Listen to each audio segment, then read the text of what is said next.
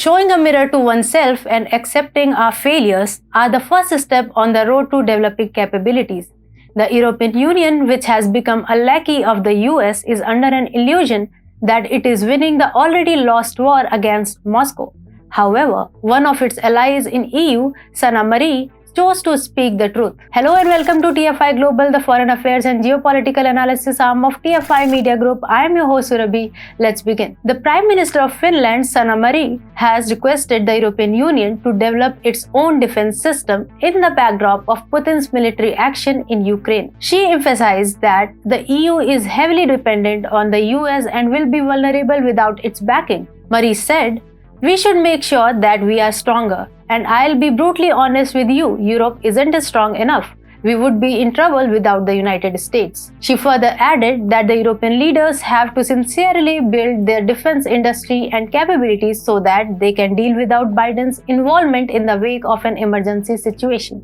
Now, the military expenditure of Europe, which comprises the armed forces, peacekeeping operations, defense ministries, and other agencies, was estimated at $232.8 billion in 2022, $270.8 billion in 2019, and $216.55 billion in 2018. According to NATO's guidelines, member states must contribute 2% of their GDP to their defense budget.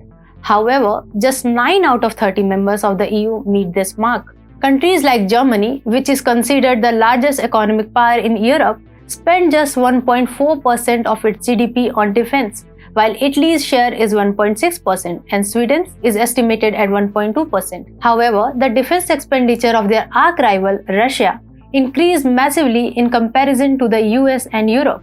According to the European Defense Agency, between 1999 and 2021, Moscow enhanced its budget by 292%, whereas the EU's spending is estimated to grow at just 20%, and the US's is 66%. As aforementioned before, Macron, Leyen, and Scholz are heavily reliant on assistance from Washington.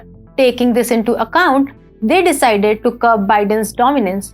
They established the European Political Community, which held its first meeting in Prague on 6 October and was attended by 44 European leaders. The meeting focused on establishing a new and separate forum for dialogue, cooperation, and planning. Nations held talks on the subjects of peace, security, energy, economy, and other issues. The most significant aspect of the European political community is that it decided not to include Joe Biden and emphasizes that the EU will take care of its problems without the US's interference.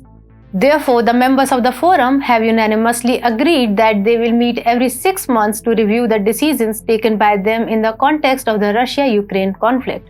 The next meeting will take place in Moldova in 2023. Now coming back to the statement of Sanna Marin, her criticism of the European Union stems from recent cyber attacks by Russia.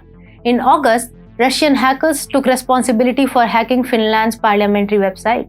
In fact, cyber attacks in Finland increased between February and October. In September, the head of Finnish Security and Intelligence Services announced, "We consider it highly likely that Russia will turn to the cyber environment over the winter."